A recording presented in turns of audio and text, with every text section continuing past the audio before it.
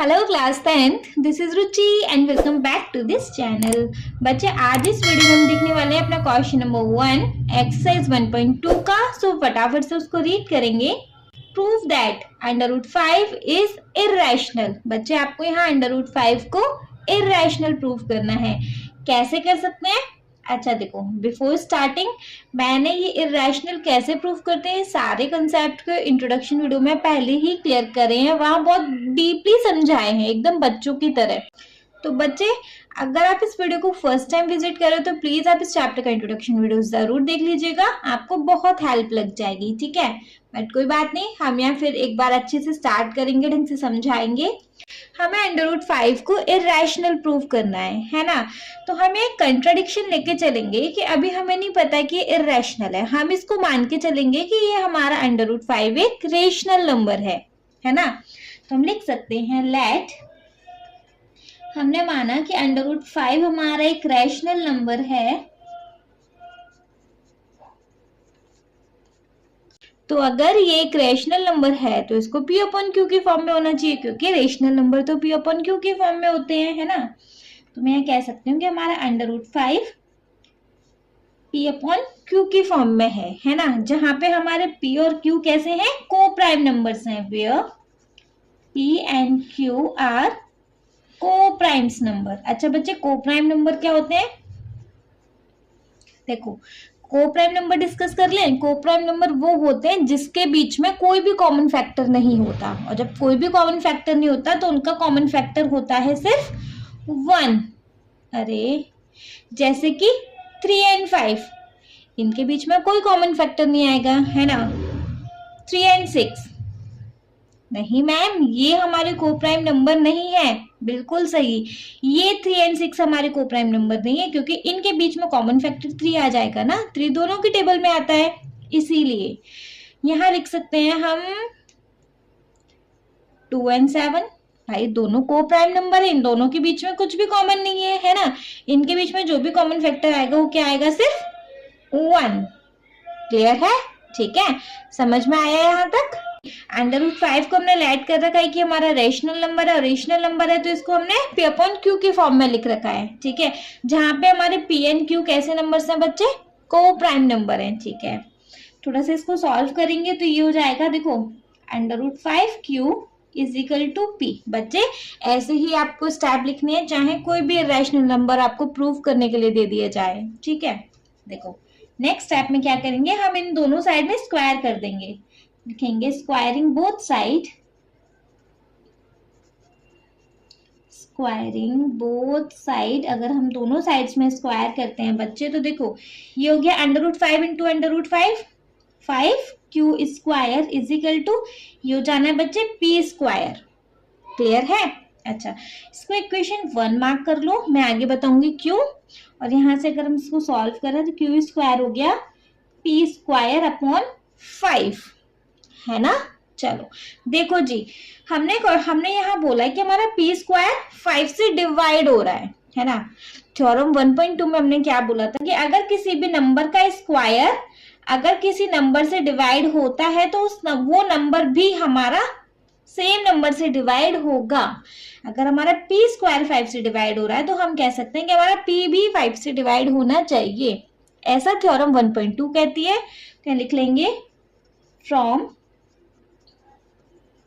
Theorem 1.2 हम कह सकते हैं if p square is divisible by 5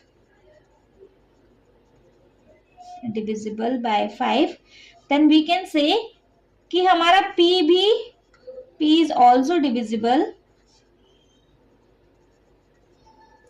bye 5।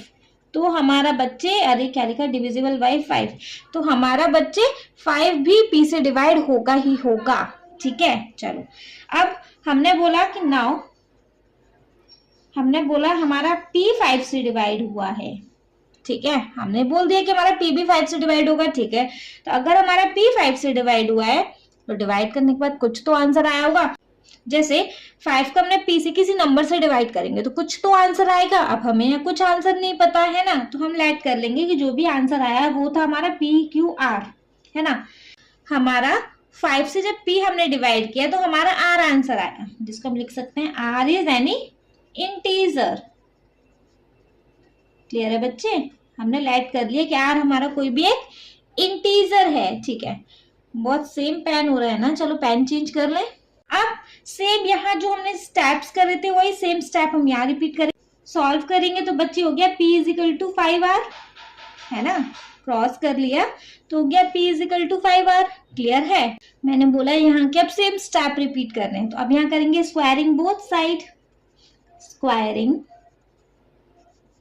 Both side, जब हम दोनों साइड्स का स्क्वायर कर देंगे बच्चे तो हमारे पास ये हो गया p स्क्वायर, ये हो गया 5 5 जी 25 r स्क्वायर। क्लियर है?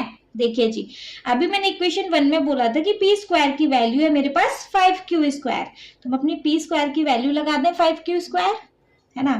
फ्रॉम इक्वेशन 1 हम p स्क्वायर की वैल्यू लगा देंगे 5q स्क्वायर।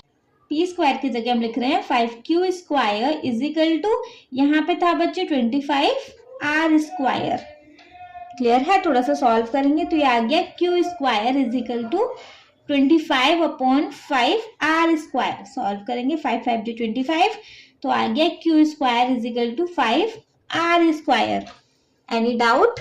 देखो अब अगर हम यहाँ देखें सॉल्व करें इसको तो यहाँ r स्क्वायर खाली कर दें, ये हो गया q स्क्वायर अपॉन 5। ठीक है, सेम थ्योरम 1.2 चेक करो कि हमारा 5 से q स्क्वायर डिविजिबल हो रहा है। दैट मीन्स हम कह सकते हैं कि थ्योरम 1.2 की हेल्प से हमारा q भी 5 से डिवाइड होना चाहिए, है ना, कोई डाउट नहीं है ना।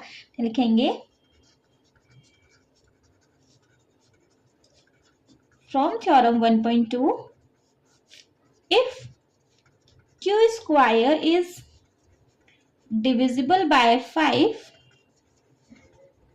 अगर हमारा q स्क्वायर 5 से डिवाइड हो रहा है तो हम कह सकते हैं then q is also divisible by 5, है ना बच्चे, ये चीज क्लियर है। देखो अब हमने यहाँ क्या देखा कि हमारा p भी 5 से डिवाइड हो रहा है ना, एंड यहाँ हम देख रहे हैं कि हमारा q भी 5 से डिवाइड हो रहा है। दैट मीन्स हमारे p एंड q का तो कॉमन फैक्टर 5 आ रहा है, और जबकि हमने स्टार्टिंग में बोला था कि p और q हमारे को प्राइम नंबर है, इनका तो कोई कॉमन फैक्टर आना ही नहीं चाहिए, 1 के अलावा कोई और कॉमन फैक्टर होना ही नहीं चाहिए, और यहाँ हमारा इन दोनों का कॉमन फैक्टर 5 आ रहा है।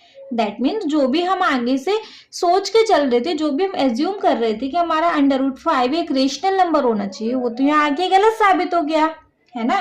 तो हम आगे लिख सकते हैं अपने इस क्वेश्चन को यही ड्रॉप करके, this contradicts the fact that हमारे p एंड q आर को प्राइम। हमने अभी स्टार्टिंग में लेके चला था कि हमारे p एंड q को प्राइम है and our assumption was wrong. और इन लास्ट क्या हुआ बच्चे कि हमारी अजम्पशन गलत साबित हो गई। सारे स्टेप को आपको ढंग से ऐसे ही लिखने पड़ेंगे, है ना। सो वी कैन से कि हमारा √5 जब रेशनल नंबर नहीं है तो फिर क्या हो गया, √5 एक हमारा इर्रेशनल नंबर है। क्लियर है बच्चे? आई होप ये क्वेश्चन आपको अच्छे से क्लियर हो गया होगा। हो गया तो प्लीज आप इस वीडियो को एक लाइक कर दीजिएगा, चैनल को सब्सक्राइब तो जरूर ही करेंगे, और आपके जिन फ्रेंड्स के लिए ये वीडियो हेल्पफुल होता है उनको इस वीडियो को उठा के शेयर कर देना। Okay, thank you so much.